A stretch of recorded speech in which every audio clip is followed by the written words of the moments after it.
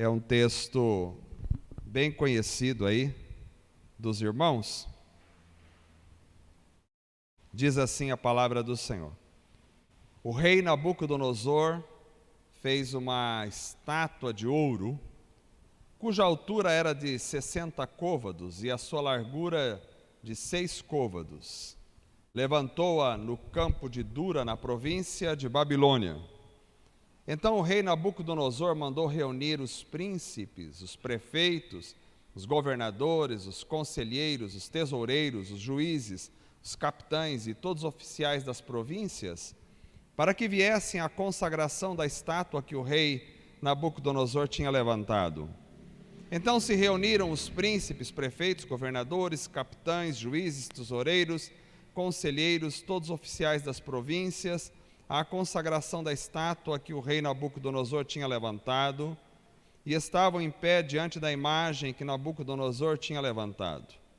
E o arauto apregoava em alta voz: ordena-se a vós, ó povos, nações e línguas, quando ouvirdes o som da buzina, da flauta, da harpa, da sambuca, do saltério, da gaita de foles e de toda espécie de música, prostrar-vos-ei e adorareis a estátua de ouro que o rei Nabucodonosor tem levantado. E qualquer que não se prostrar e não adorar, será na mesma hora lançado dentro da fornalha de fogo ardente. Portanto, no mesmo instante em que todos os povos ouviram o som da buzina, da flauta, da harpa, da sambuca, do saltério e de toda espécie de música, prostraram-se todos os povos, nações e línguas e adoraram a estátua de ouro que o rei Nabucodonosor tinha levantado. Por isso, no mesmo instante, chegaram perto alguns caldeus e acusaram os judeus. E responderam, dizendo ao rei Nabucodonosor: ó rei, vive eternamente.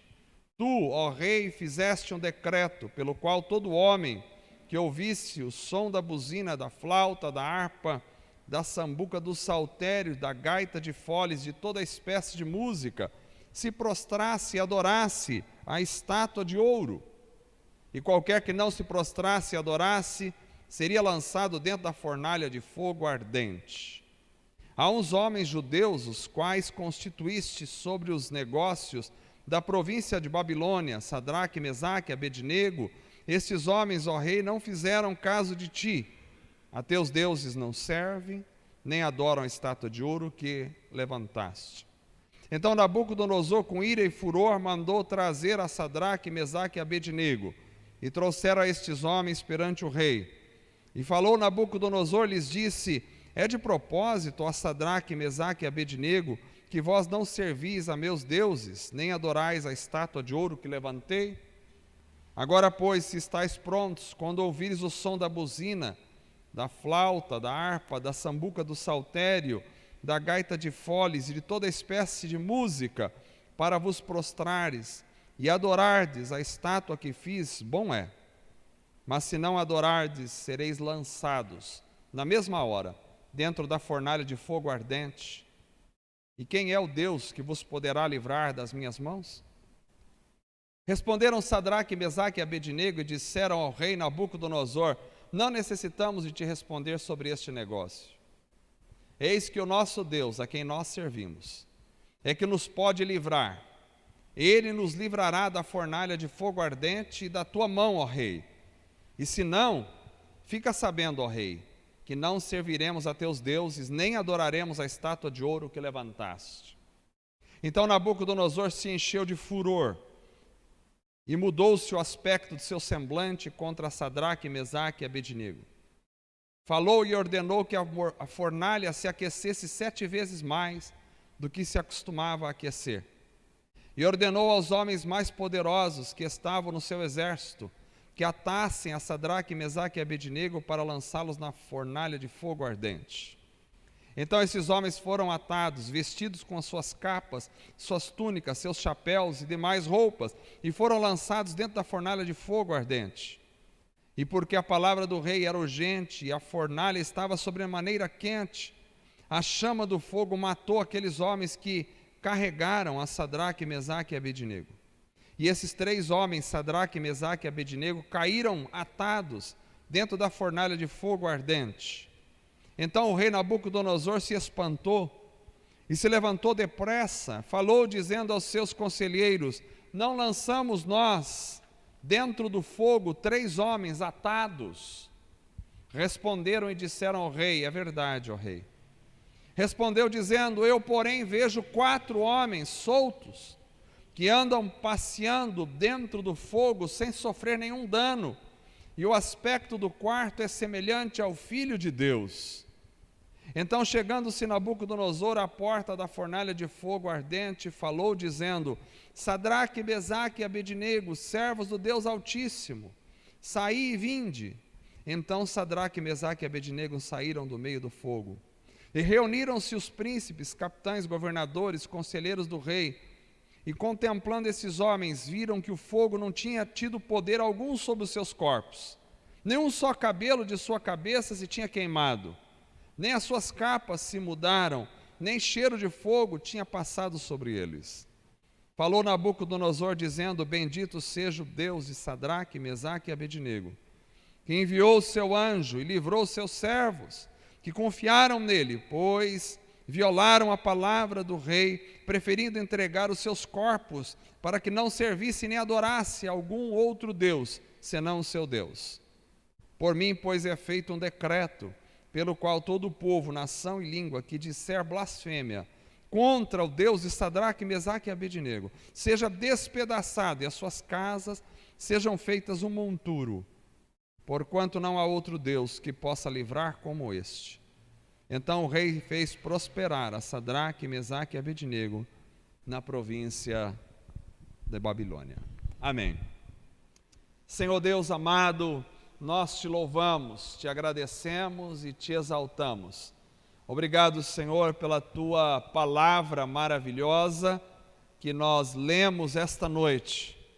Obrigado pela presença do Senhor na nossa vida, na reunião da igreja essa noite, onde estamos aqui para cultuar o teu nome santo, com alegria e paz em nossos corações.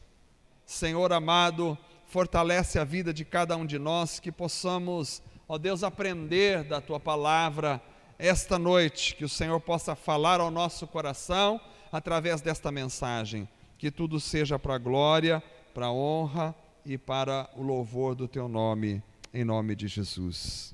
Amém. Amados irmãos, eu quero trazer uma mensagem que eu creio que é muito atual para a nossa vida. Uma questão que eu penso que essa pandemia veio colocar à prova. Acho que essa doença veio para provar também muita gente e provar a igreja, a meu ver. Uma questão que eu penso que essa pandemia trouxe à prova foi o vínculo que as pessoas dizem ter com Deus.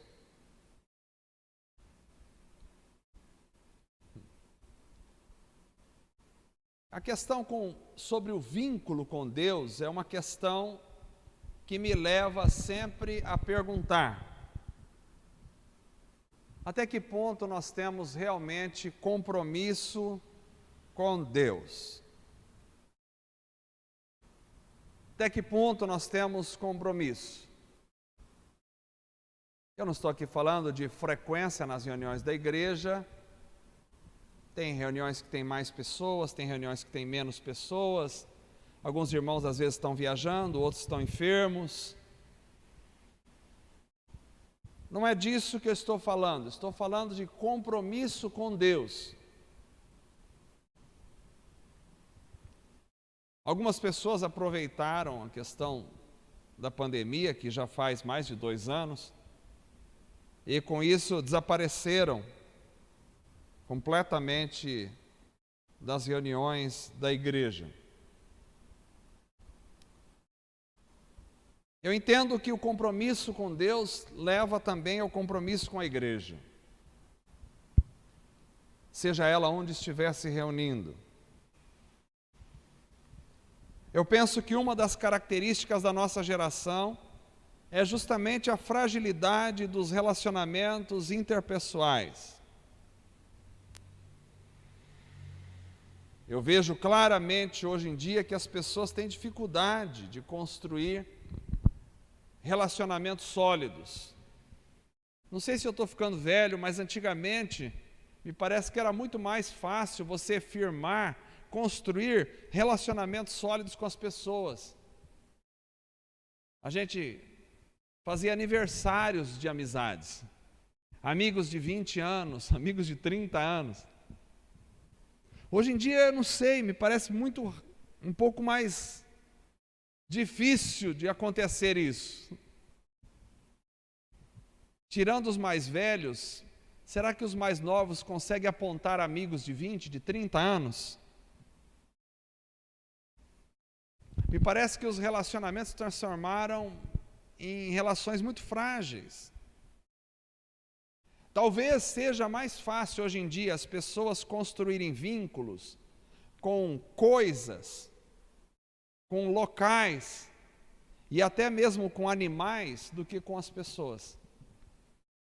Aliás, não é para menos que o mercado pet tem crescido assustadoramente no mundo, no Brasil e no mundo.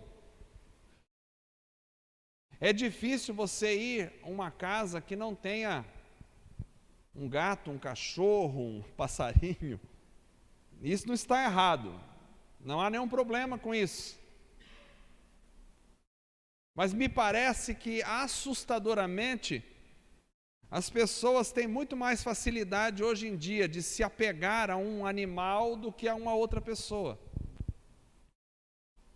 E isso sim é um problema. Não é um problema eu ter um animal em casa, cuidar bem dele, gostar, tratar bem. Isso não é problema. Problema é quando eu não consigo cuidar bem e tratar de uma pessoa, mas eu consigo cuidar bem e tratar de um animal. Esse é um grande problema. Me parece que essa é a característica da nossa geração. As pessoas se desvincularam das pessoas e se vincularam a coisas, a lugares e a animais.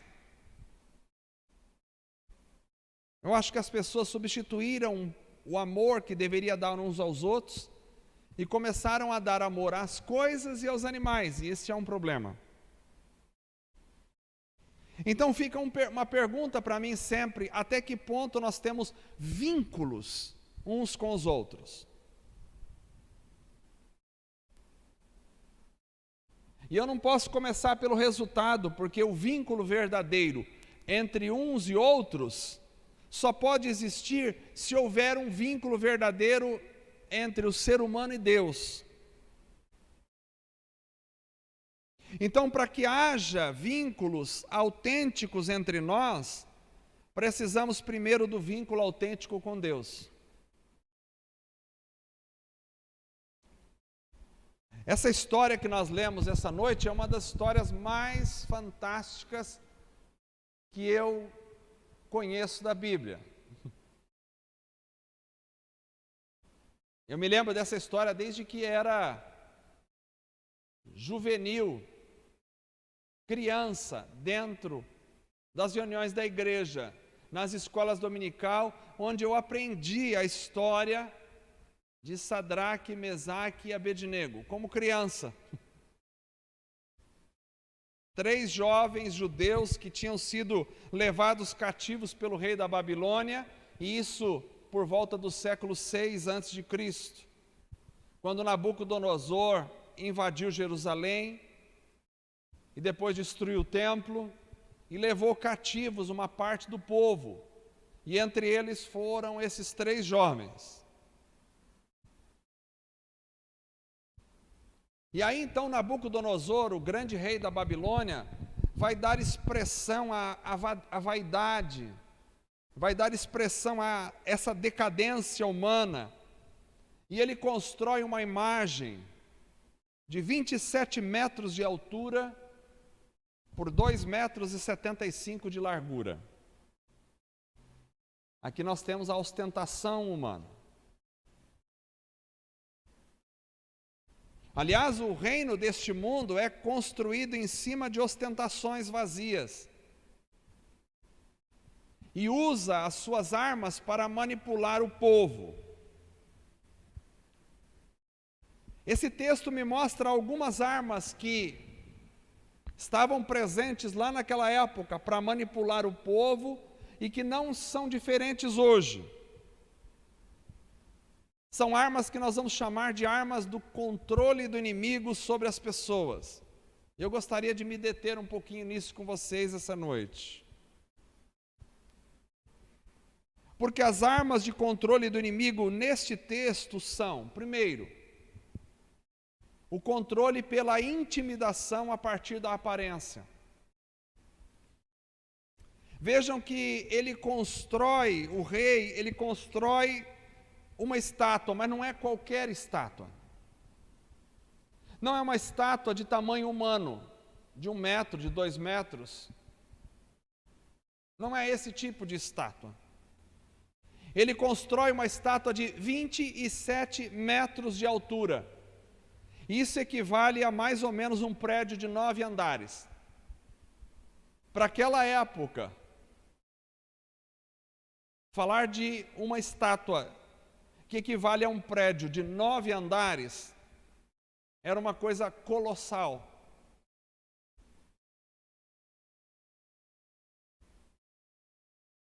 Essa me parece ser a primeira arma utilizada pelo inimigo, porque Nabucodonosor representa o inimigo do povo de Deus.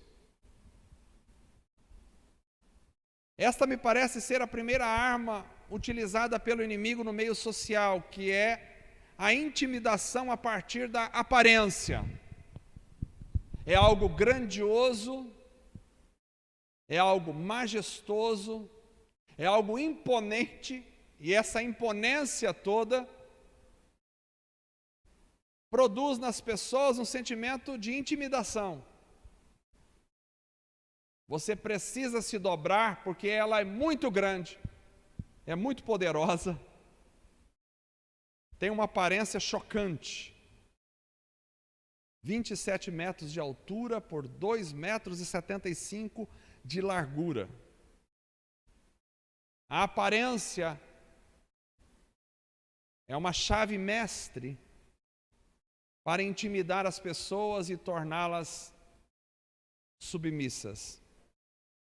Mas não só a aparência, vem um outro elemento importante nesse texto, que mostra que o inimigo usa a arma também da sedução do poder financeiro. Vejam que um instrumento de manipulação secular é a via da aparência, mas não só da aparência. É também a via do poder financeiro, porque o texto diz que a estátua que ele fez, além de ser gigantesca, imponente, majestosa, ela também era feita de ouro. Agora você imagine uma estátua do tamanho de um prédio de 9 andares, toda construída de ouro maciço.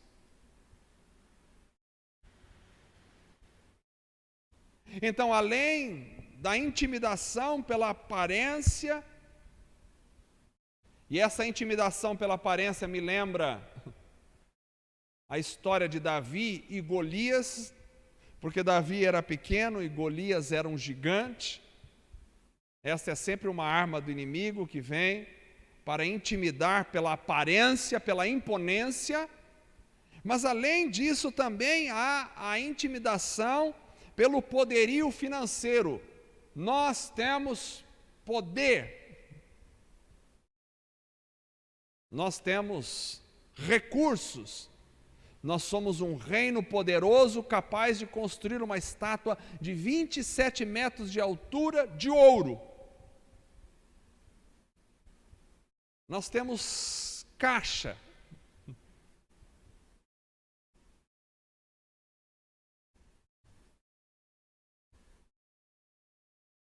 Eu me lembro que, às vezes, quando olho para os filmes que demonstram aquelas pessoas que querem impactar, e não é só nos filmes, isso é no meio social em geral, as pessoas sempre têm alguma coisa para demonstrar o poder, seja um carro luxuosíssimo. E eu fui para Camboriú no final de ano, e sempre que vou lá, é um desfile de carros luxuosos do último tipo, carros de 500 mil reais, de 600 mil reais, carros que beiram R$1 milhão, as pessoas ficam passeando pela cidade, e eu fico imaginando, qual é a necessidade de um ser humano sentar num carro que custa R$500 mil para andar pelas ruas de uma cidade? Talvez seja demonstrar poder financeiro. E via de regra, quando a gente chega perto de alguém que tem poder financeiro, uma coisa é conversar com alguém pobre no meio social. Outra coisa é conversar com um industrial rico. As pessoas ficam intimidadas, até mesmo para falar, até mesmo para discordar de alguma coisa, até mesmo para abordar uma pessoa pelo poder financeiro. Essa é outra arma do inimigo na nossa sociedade, é a manipulação a partir da exposição financeira. Eu posso dizer e você tem que obedecer, porque afinal de contas eu tenho condições financeiras. Mas o controle do inimigo aqui não passa só por essas vias. O controle do inimigo também se dá aqui a partir das influências dos ícones da sociedade e da maioria. Porque o rei convoca e ele não convoca, o texto ele é perfeito. Ele não começa pelo povo comum, ele começa narrando a convocação do rei a partir das autoridades. Ele convoca os sátrapas, os prefeitos, os governadores, os conselheiros, os tesoureiros, os juízes, os magistrados e todas as autoridades. Ele faz aquela estátua monstruosa, majestosa, riquíssima,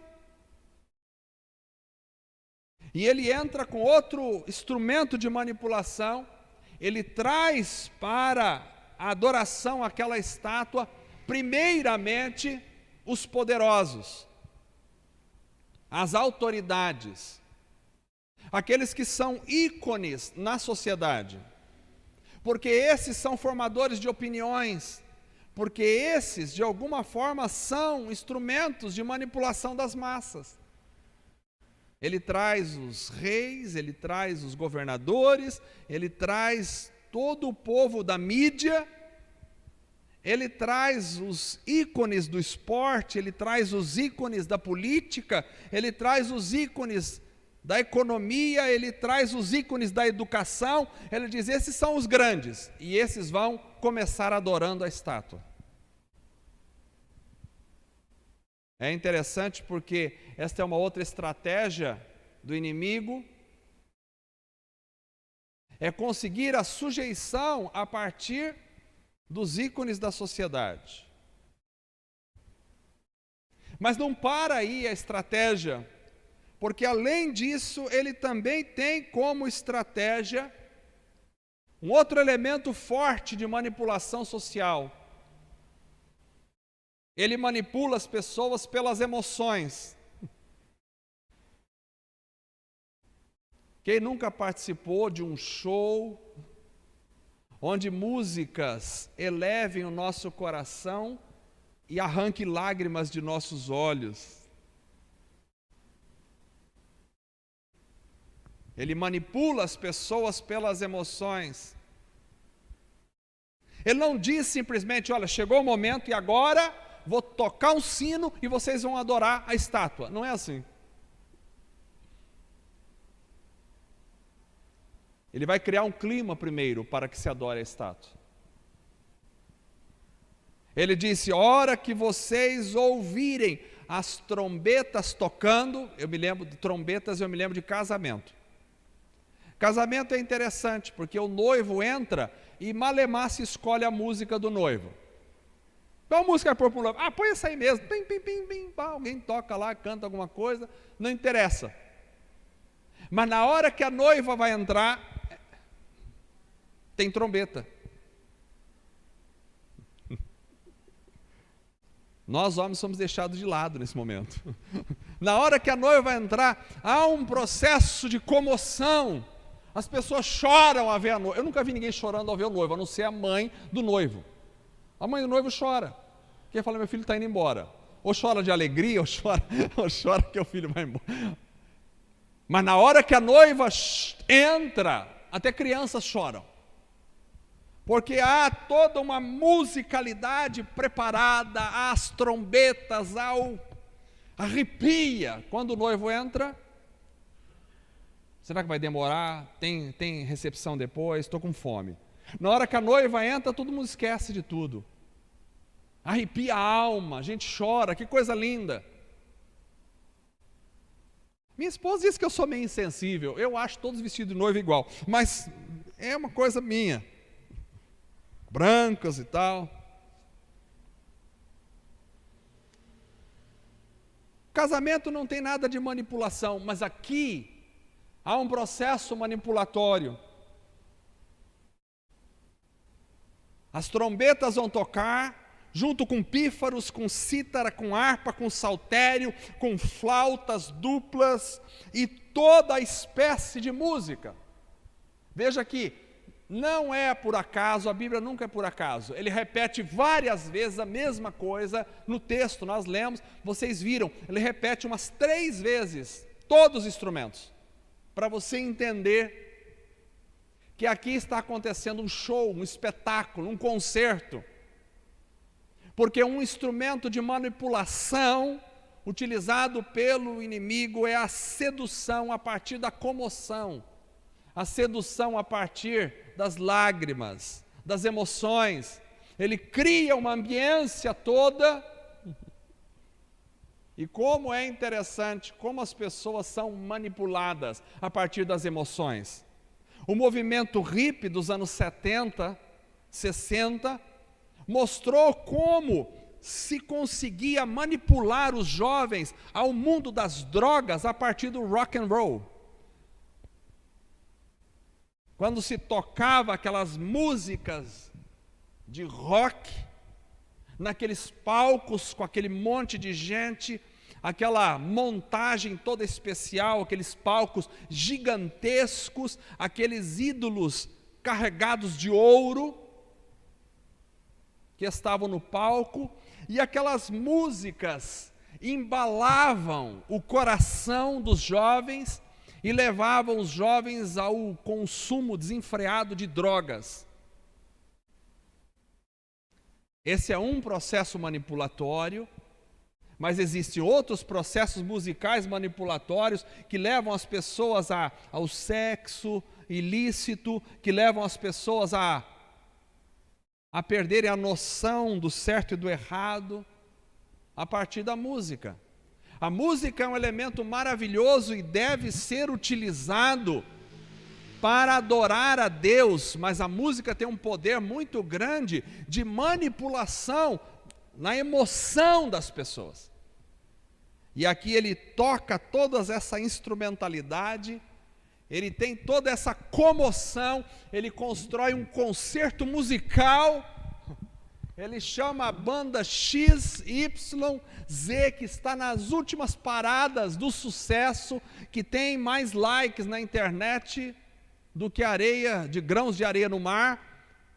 E quando essa banda toca, isso é tudo preparado para manipular o povo, para cair em adoração à estátua.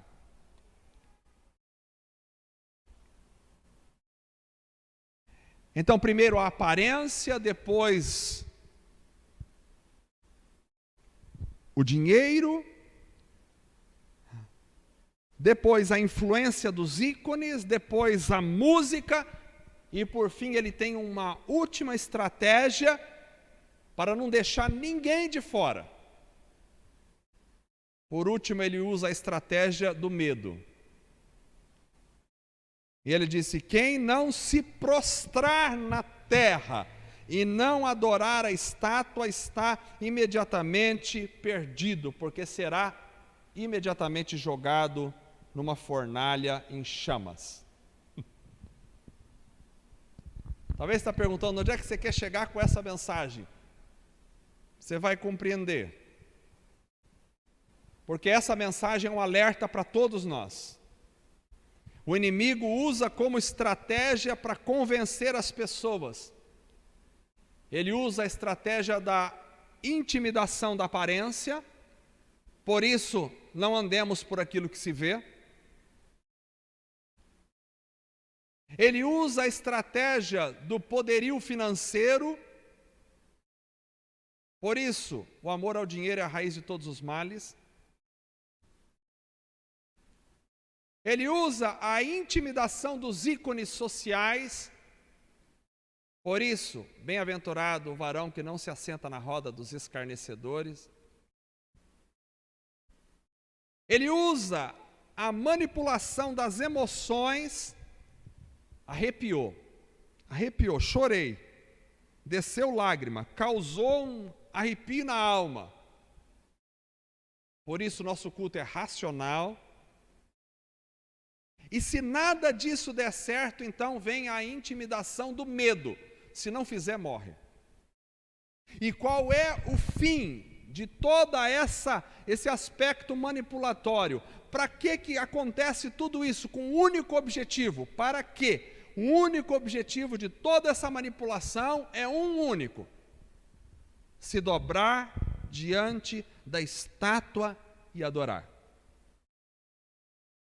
E aí me lembrei de quando o diabo, tentando Jesus, disse: tudo isso te darei se prostrado me adorares. Você não precisa fazer nada, só me adorar, eu te dou tudo.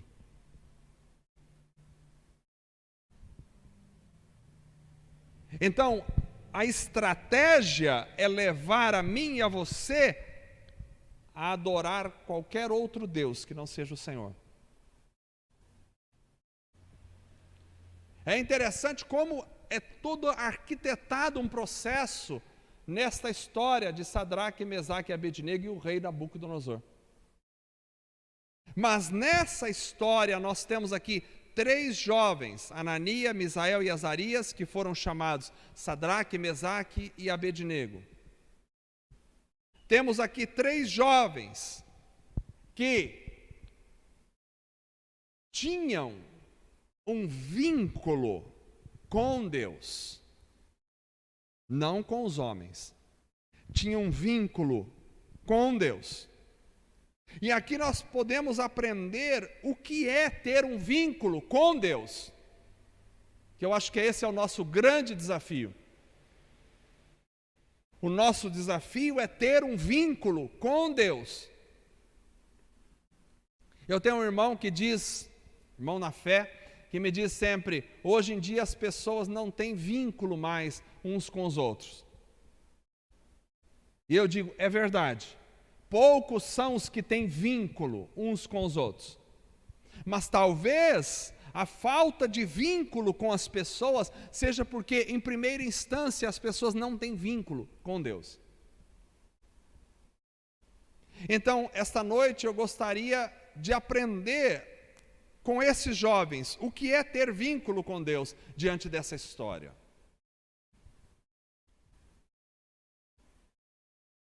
Primeiro, para ter vínculo com Deus, eu não posso ser seduzido pelas aparências.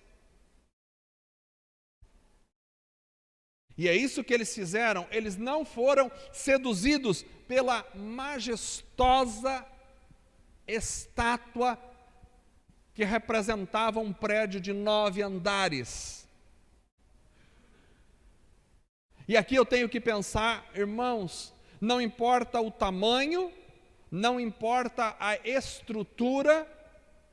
Aliás, eu vejo pessoas mais, às vezes, impactadas com a estrutura, com o tamanho das coisas, do que com o conteúdo. Não importa o tamanho e a estrutura da estátua. Eles tinham um Deus que era muito maior.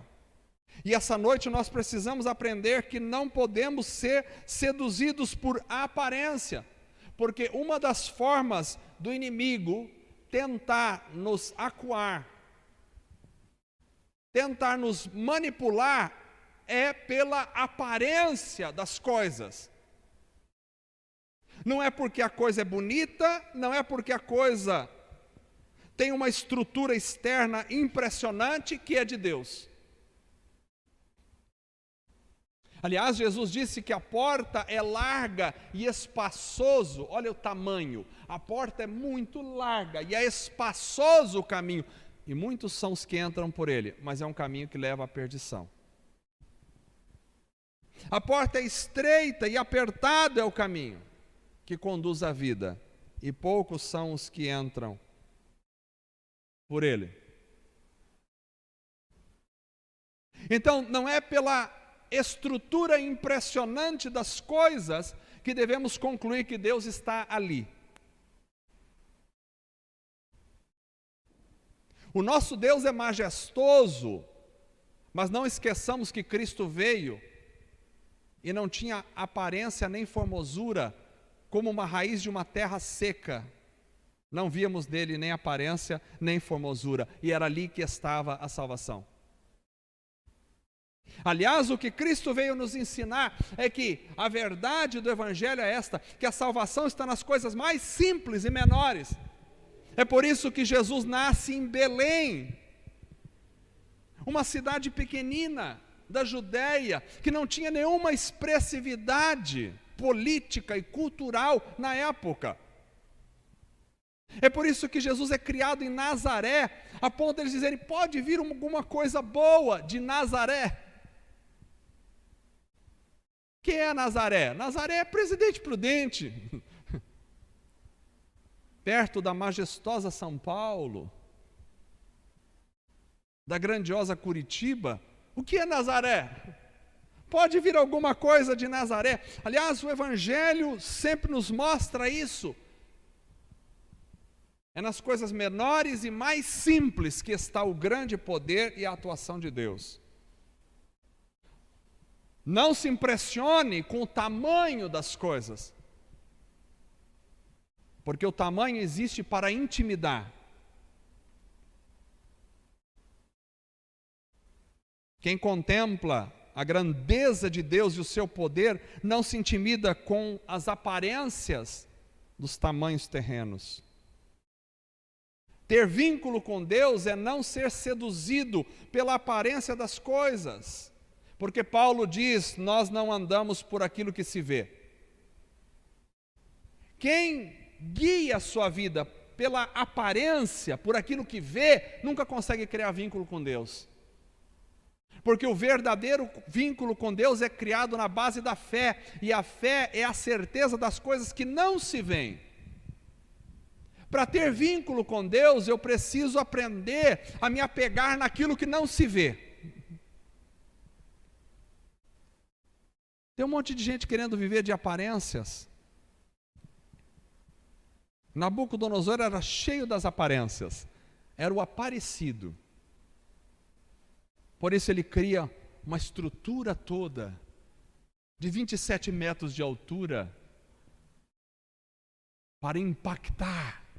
Alguém que chegasse diante daquele colossal arranha-céus daquela época, ficaria tremendo de ver tamanha estrutura de engenhosidade. Mas Deus não estava ali.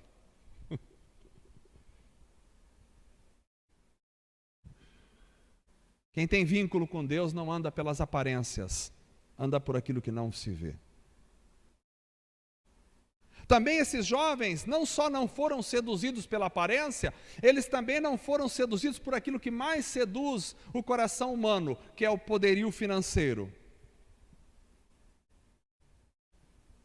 Vejam vocês, eles possuíam um bom cargo no reino da Babilônia. Eles estavam como líderes no reino da Babilônia. Foram levados cativos, mas lá eles foram colocados numa posição de governo, de liderança. Eles olharam para a estátua e viram uma estátua de 27 metros de altura por 2,75 metros de largura, totalmente de ouro. Representação de muita grana. Mas eles não eram seduzidos pelo ouro. Eles tinham um vínculo com Deus. Quem tem vínculo com Deus não se vende por salário. Às vezes a gente é tentado até negociar algumas coisas da nossa fé por causa do nosso salário. Mas se eu não fazer assim, vou ser mandado embora. E hoje em dia, em plena pandemia, ser mandado embora, perder o emprego, significa ter problemas financeiros dentro da minha casa. Mas tem alguém aqui que tem vínculo com Deus, não está preocupado com o salário. Ele não está preocupado nem com o salário e nem com a própria vida, porque o vínculo com Deus é superior à própria vida. Quem tem vínculo com Deus não corre atrás do ouro. Ter vínculo com Deus é abrir mão de viver em busca de salário e ouro para viver para o Senhor. Porque afinal de contas o nosso Deus é dono do ouro e da prata. Por isso, nós vivemos para Ele, não estamos em negociação. Não estamos à venda. Não é o ouro deste mundo, não é o salário deste mundo, não é o dinheiro que nos seduz. Se eles não obedecessem ao rei, eles perderiam o emprego e a posição social. Mas quem tem vínculo com Deus tem pouco interesse em poder e posição social. O ouro estava à frente deles, mostrando a riqueza do capital do império, mas eles não se movimentavam por ouro ou prata. Eles não estavam à venda. Quando a gente tem vínculo com Deus, a gente não está à venda. Eu não sei porque estou trazendo essa mensagem essa noite, mas sei que Deus está falando ao nosso coração de que talvez uma das tentações que vai tentar reger a nossa vida seja a tentação do ouro e da prata. Porque o inimigo usa a arma da aparência. Quando você não cai na arma da aparência, ele vai para a arma do ouro e da prata. Olha, a estátua é grande, cuidado, tenha medo. Você não tem medo da estátua grande. Olha, ele é de ouro. Ele vai pela via monetária. Porque na via monetária, muitas vezes, ele consegue seduzir uma grande parcela da população. Mas quem tem vínculo com Deus, não tem vínculo com dinheiro. Quem tem vínculo com Deus, utiliza o dinheiro para a obra de Deus, mas não tem vínculo com o dinheiro.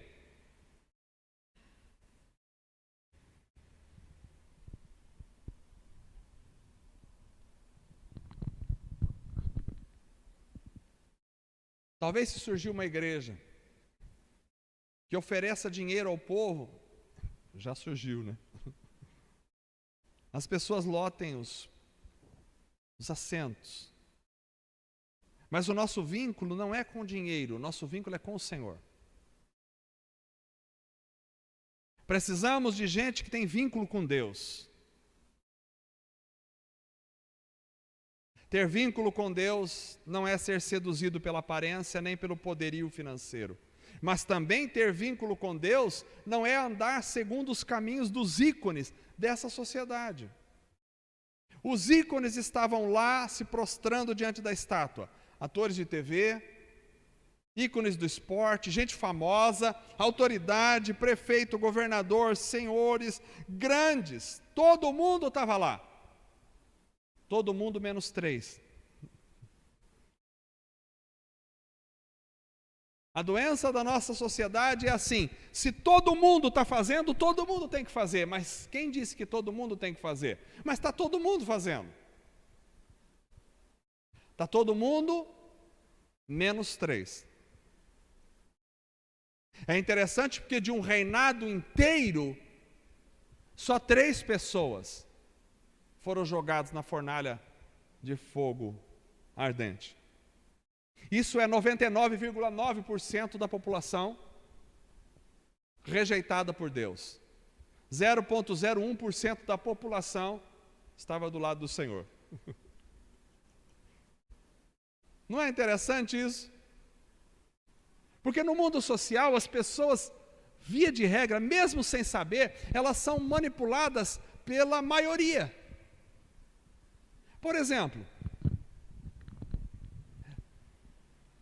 quando abre um barzinho, e esse barzinho começa a dar gente, o que as pessoas falam? Não, vamos lá por quê? Porque está todo mundo indo. Não interessa se a comida lá é boa ou não, mas está todo mundo indo, vamos lá também.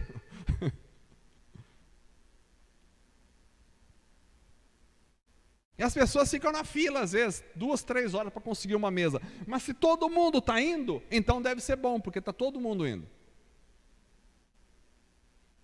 Se todo mundo está cantando essa música, deve ser boa, porque está todo mundo cantando, então vamos cantar também. Mas uma música tão feia, tão ridícula, mas está todo mundo cantando. Como se essa frase, está todo mundo fazendo, justificasse a gente fazer.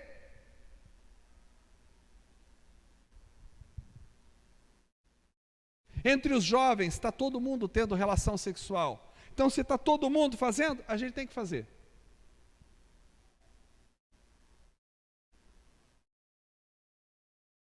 Entre os velhos, está todo mundo indo para esse lado. Se está todo mundo indo, a gente tem que ir também. Se a gente quiser ter vínculo com Deus, irmãos, nós não podemos acompanhar todo mundo. Não podemos. Agora, é chato não acompanhar todo mundo, é verdade. Eu me lembro de uma situação que não tem nada a ver com pecado, mas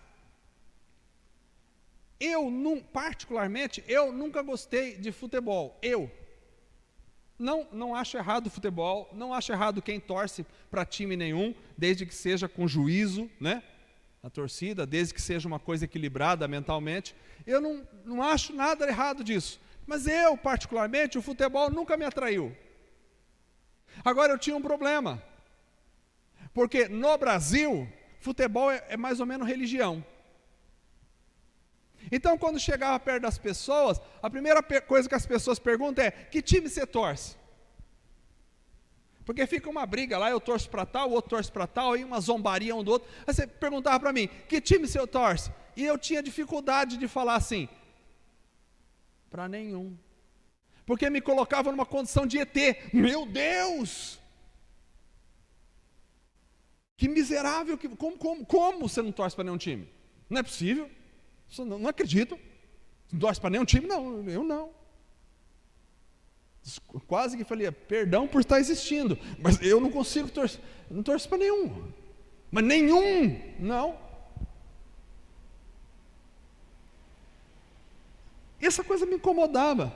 Sabe por quê? Eu tenho que torcer para algum, porque todo mundo torce. Pô, se todo mundo torce para um time, e você não torce, você fica parecendo 0,001% que não faz o que todo mundo faz. E eu não acho errado ninguém torcer para time de futebol. Torça para o seu time, fique a paz. Venha de camiseta de time se quiser no culto, não tem problema com isso. Mas se você não gosta, não gosta. Não é porque todo mundo gosta que você precisa gostar.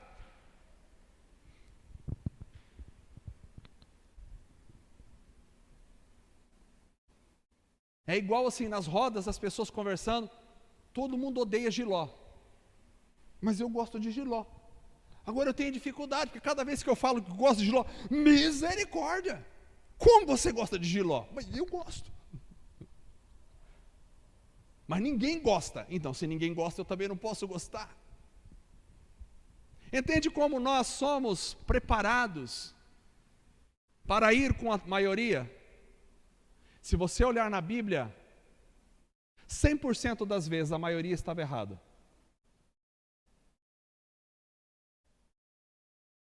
Aqui, todos, governadores, prefeitos, deputados, senadores, gente da mídia, da televisão, gente que estava lá em cima, artistas de TV, todos eles estavam lá, influenciadores de mídia, gente, todos eles estavam lá, dizendo, é isso, adoremos a estátua, a hora que tocar, a gente se prostra.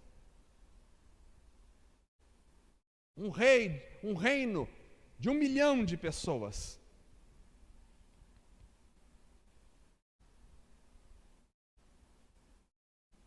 $998 mil.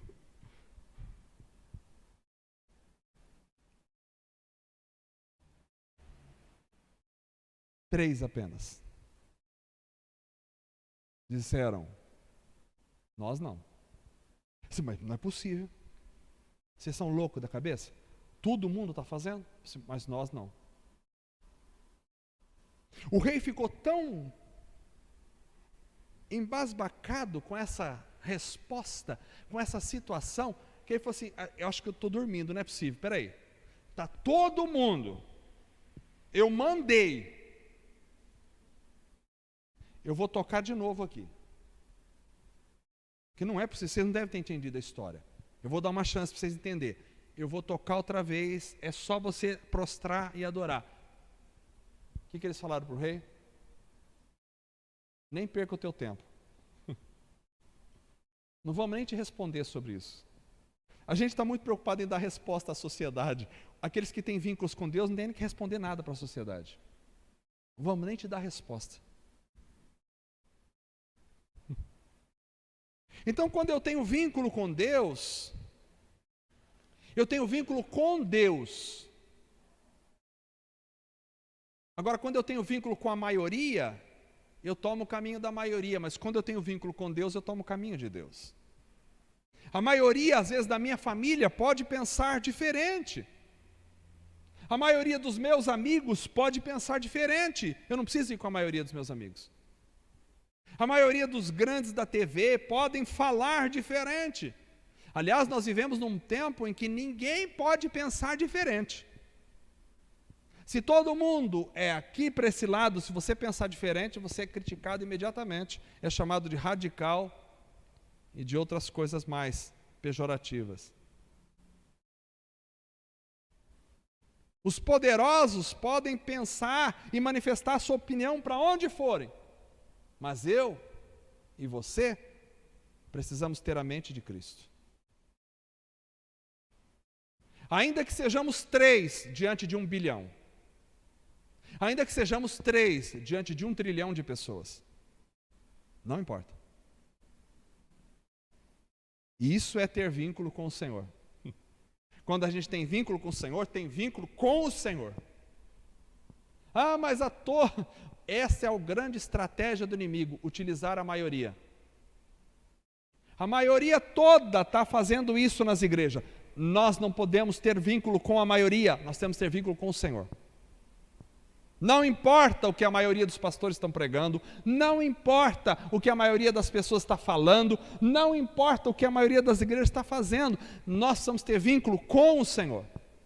Este é o nosso vínculo. Estou acabando.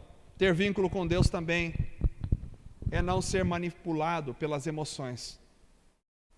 O inimigo tentou mexer com as emoções.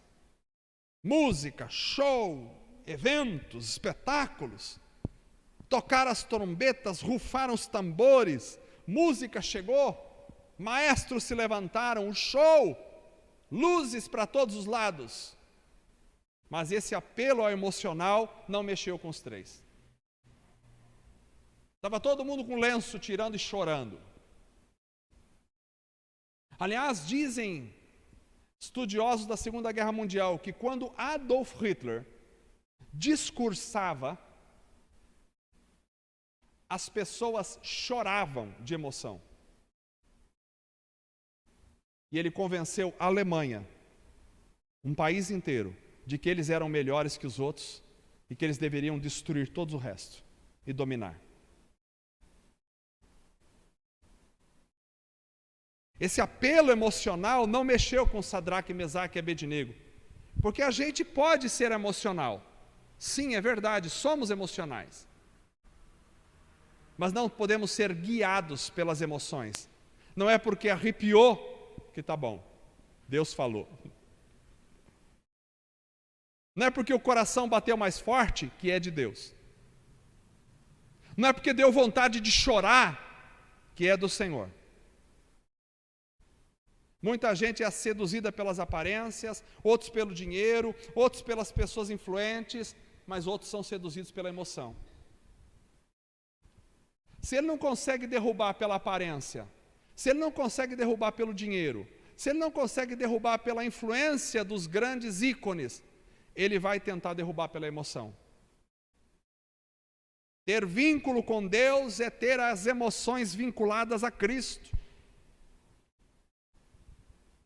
A gente não se convence por espetáculos.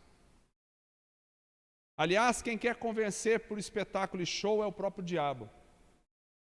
Propôs isso para Jesus: lança-te daqui abaixo para que os anjos te peguem lá embaixo e você não caia. Vai ser um grande espetáculo, aí você vai convencer todo mundo que você é filho de Deus. Nós não somos convencidos por espetáculos, nós somos convencidos pelo poder do Espírito que atua em nós. É o Espírito Santo que nos convence. Não são as emoções que constroem a nossa fé, são as nossas convicções da palavra. E por último, ter vínculo com Deus é enfrentar os próprios medos, inclusive o medo da morte. O rei pensou assim: se eles não cedem pela aparência da estátua gigantesca, se eles não cedem pelo brilho do ouro dessa estátua, se eles não cedem pelos ícones que estão lá na frente dizendo que é para fazer assim, se eles não cedem ao espetáculo da música, então eles vão ceder pela espada. Eu vou botar medo neles. Quem não se dobrar vai para o fogo e vai queimar. E vai morrer mesmo. O inimigo, irmãos, usa essas estratégias para nós. Primeiro, aparência. Se a gente não cai, vem o dinheiro. Se a gente não cai, vem a influência da fama. Se a gente não cai, vem o espetáculo e as emoções. Se a gente não cai, vem a espada. Agora você vai na marra. Quem não se dobrar vai ser queimado vivo. Queimado vivo. Parece que eu ouço Satanás dizendo a Deus: pele por pele, tudo dará ao homem pela sua vida. Foi assim que ele tentou destruir Jó. Pele por pele. Se tocar na pele, o homem vai ceder. Então vai ser queimado. Mas aqueles 3 jovens não temiam nada, nem a morte, porque eles tinham vínculo com Deus. A igreja dos últimos tempos é a igreja que vai passar pela espada do fogo. Só vai ficar de pé quem tem vínculo com Deus. Eles responderam, Sadraque, Mesaque e Abednego responderam e disseram a Nabucodonosor: não necessitamos de te responder sobre esse negócio. Eis que o nosso Deus, a quem nós servimos, é que nos pode livrar. E ele nos livrará da fornalha de fogo ardente e da tua mão, ó rei. E se não, fica sabendo, ó rei, que mesmo assim a gente não te serve. A gente morre, mas a gente não serve você. Não vamos servir aos teus deuses. Não vamos adorar essa estátua de ouro que você levantou. Interessante, eles nem precisavam dar resposta ao rei. Você não tem nem que dar resposta para a sociedade perversa. A tua resposta é a obediência a Deus. Não tem que discutir com a sociedade. Não tem que ficar lá no Facebook discutindo com um com o outro. Besteira. A tua resposta é a vida de santidade diante de Deus. Você não tem que dar satisfação para o mundo. O nosso Deus a quem nós servimos, ó a consciência, Ele pode nos livrar. Não existe nenhum Deus que possa livrar um ser humano de uma fornalha acesa com fogo. Mas o nosso Deus pode. Quando a gente tem vínculo com Deus, a gente conhece a Deus. Eu conheço Deus. Você conhece Deus. Você sabe que Deus pode. E Ele vai livrar. Agora, se não for um plano dele livrar, mesmo assim a gente não se dobra. Quem tem vínculo com Deus, ainda que a vida esteja em jogo, ainda que morra, não abandona o Senhor. Foi isso que Jó disse: saí nu, volto nu. Ainda que ele me mate, nele esperarei. Nós temos aqui 3 alternativas interessantes. Terminando. Às vezes, Deus nos livra da fornalha. A fornalha é o problema, é a luta, é o perigo e até a morte. Às vezes, Deus nos livra de entrar na fornalha. Paulo foi livre, às vezes, de ser preso. Iam pegar Paulo, ele fugia. Deus livrava. Jesus, eles iam pegar Jesus para matá-lo, ele desaparecia dentre eles, miraculosamente. Às vezes Deus nos livra da fornalha. Essa é a primeira situação. Às vezes Deus nos livra na fornalha. Você passa a luta, o problema, a dor, mas ali Deus te dá o livramento.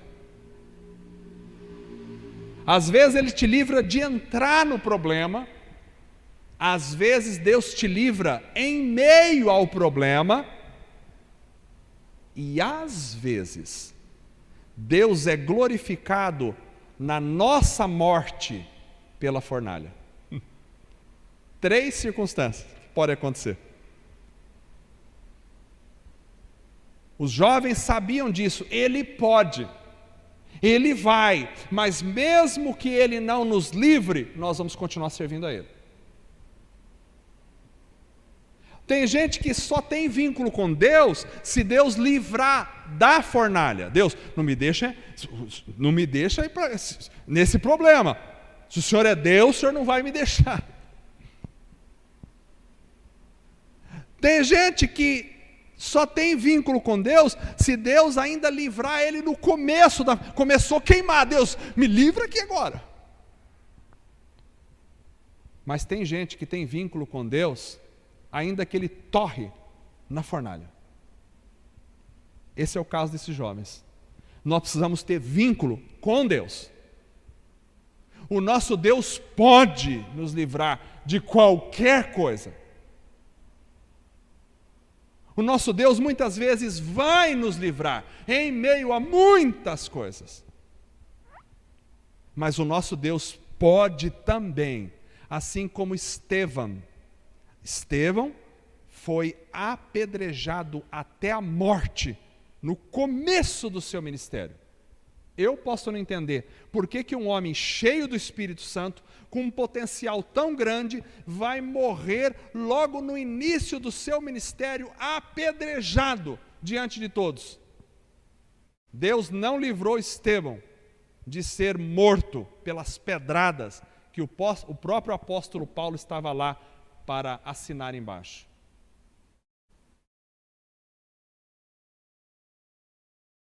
Você é crente só para ser livre da fornalha? Ou você também é crente para ser livre em meio à fornalha? Ou você é crente para até mesmo morrer na fornalha, confiando no Senhor teu Deus? Porque ainda que Ele me mate, nele esperarei.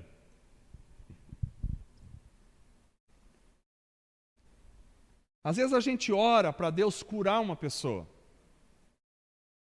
Às vezes a gente ora para Deus proteger. Senhor, nos protege essa pessoa, que ela nem pegue, que dê negativo o exame. Mas aí começa a fornalha, porque o exame dá positivo. E aí a gente ora com toda a fé, confiando que Deus pode curar a pessoa em meio à fornalha.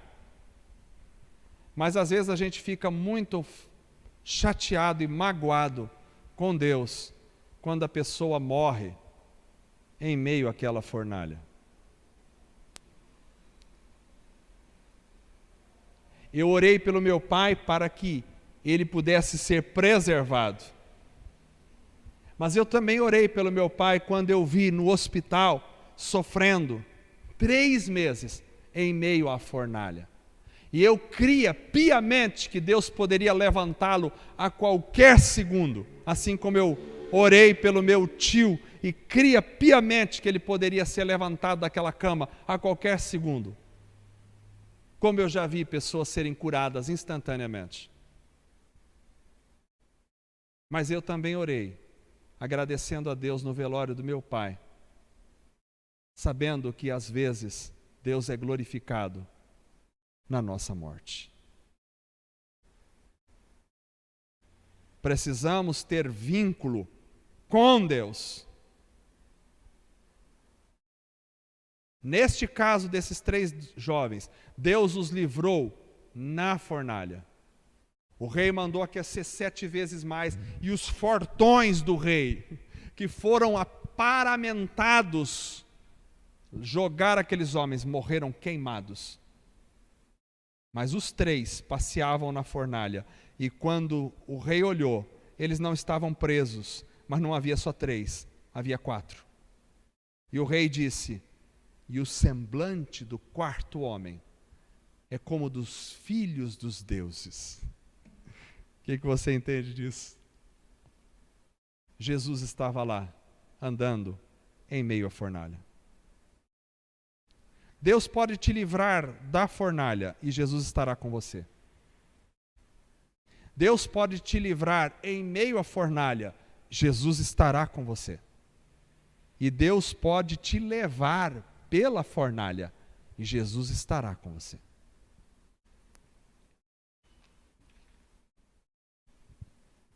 Então, ter vínculo com Deus é não ser seduzido pelas aparências.